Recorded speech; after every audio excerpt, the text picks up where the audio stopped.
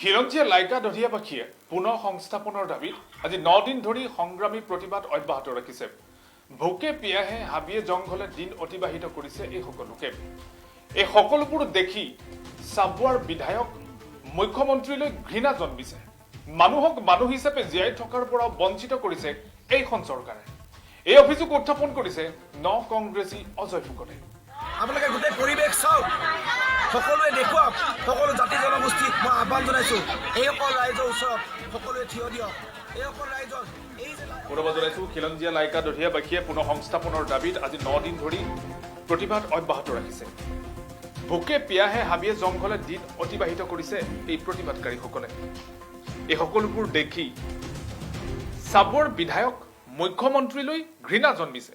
মানুহক মানুহ হিচাপে জীয়াই থকাৰ পৰা বঞ্চিত কৰিছে এইখন চৰকাৰে। এই অভিযোগ ন কংগ্ৰেছী অজয় ফুকনৰ।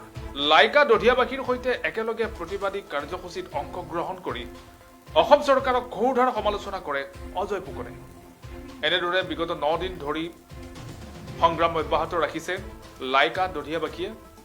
খিলঞ্জীয়া লাইকা দহিয়াবাসীয়ে বিগত 9 দিন ধৰি ভোকে পিয়াহে হাবিয়ে জংঘলে এনেদৰে পৰি প্ৰতিবাদ অব্যাহত ৰাখিছে। এই সকলোবোৰ দেখিও চাবুৱাৰ বিধায়ক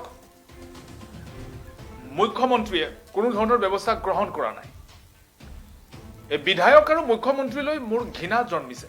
মানুহক মানুহ হিচাপে জীয়াই থকাৰ পৰা বঞ্চিত কৰিছে এইখন চৰকাৰে। এই অভিযোগ উত্থাপন কৰিছে ন কংগ্ৰেছী অজয় ফুকনে। আমি সকলোৱে লাজ পাইছোঁ, লজ্জিত হৈছোঁ, কাৰণ এনেকুৱা ধৰণৰ আমাৰ মুখ্যমন্ত্ৰী দৰকাৰ নাই, যি মুখ্যমন্ত্ৰীয়ে স্থানীয় ৰাইজৰ দুখ দৰ্শা নুবুজে, এই জনতাৰ দুখ নুবুজে। আমি সেইকাৰণে আহ্বান জনাইছোঁ যে লাইকা দহিয়াবাসী যি বুকুৰ চিঞৰ নৰেন্দ্ৰ মোদীয়ে শুনক, অসমৰ ৰাইজৰ বুকুৰ চিঞৰ শুনক। এইখন এনেকুৱা এখন চৰকাৰ, আজি এই মানুহখিনি যি দুৰৱস্থা হৈছে, সঁচাকৈ লজ্জিত হৈছোঁ। আমি এনেকুৱা এখন অসমত আমি আছোঁ, যিখন অসমত ভূমিপুত্ৰক মানুহৰ দৰে জীয়াই থাকিব দিয়া হোৱা নাই। আপোনালোকে গোটেই পৰিৱেশ চাওক, সকলোৱে দেখুৱাওক, সকলো জাতি জনগোষ্ঠীক মই আহ্বান জনাইছোঁ, এইসকল ৰাইজৰ ওচৰত সকলোৱে থিয় দিয়ক। এইসকল ৰাইজৰ এই যে অকলে লাইকা দহিয়াবাসী এই মিচিংসকলৰ ওচৰত সকলোৱে থিয় দিব লাগে।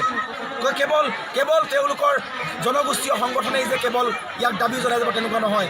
অসম আৰু প্ৰাপ্য অধিকাৰ পাবলৈ কাৰণে সকলোৱে প্ৰতিবাদ কৰিব লাগিব, এই প্ৰতিবাদ সাব্যস্ত কৰিব লাগিব। মই হাতযোৰ কৰি কৈছোঁ, অসমৰ ৰাইজ, জাতি জনগোষ্ঠী সংগঠন, সংবাদ মাধ্যম, এই কথাটো গুৰুত্ব সহকাৰে সকলোৱে লওক। এইসকলৰ অধিকাৰ, এইসকলৰ প্ৰাপ্য সকলোৱে পাওক, এইখিনি মই দাবী জনাইছোঁ। আৰু আমি অনতিপলমে আমাৰ দাবী যদি নুশুনে আমি 10 দিনৰ ভিতৰত, তেনেহ'লে আমি এই আন্দোলন তীব্ৰতৰ কৰিম আৰু সকলোকে আমি এই আন্দোলনত ভাগ ল'বলৈ আমি আহ্বান জনাইছোঁ। পাইছে আমি সকলোৱে লাজ পাইছোঁ, লজ্জিত হৈছোঁ, কাৰণ এনেকুৱা ধৰণৰ আমাৰ মুখ্যমন্ত্ৰী দৰকাৰ নাই, যি মুখ্যমন্ত্ৰীয়ে স্থানীয় ৰাইজৰ দুখ দৰ্শা নুবুজে, এই জনতাৰ দুখ নুবুজে। আমি সেইকাৰণে আহ্বান জনাইছোঁ যে লাইকা দহিয়াবাসী যি বুকুৰ চিঞৰ নৰেন্দ্ৰ মোদীয়ে শুনক, অসমৰ ৰাইজৰ বুকুৰ চিঞৰ শুনক।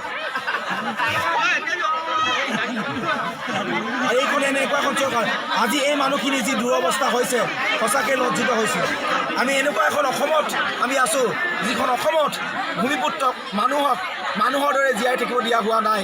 আপোনালোকে গোটেই পৰিৱেশ চাওক, সকলোৱে দেখুৱাওক, সকলো জাতি জনগোষ্ঠীক মই আহ্বান জনাইছোঁ, এইসকল ৰাইজৰ ওচৰত সকলোৱে থিয় দিয়ক। এইসকল ৰাইজৰ এই যে অকলে লাইকা দহিয়াবাসী এই মিচিংসকলৰ ওচৰত সকলোৱে থিয় দিব লাগে। কেৱল তেওঁলোকৰ জনগোষ্ঠীয় সংগঠনেই যে কেৱল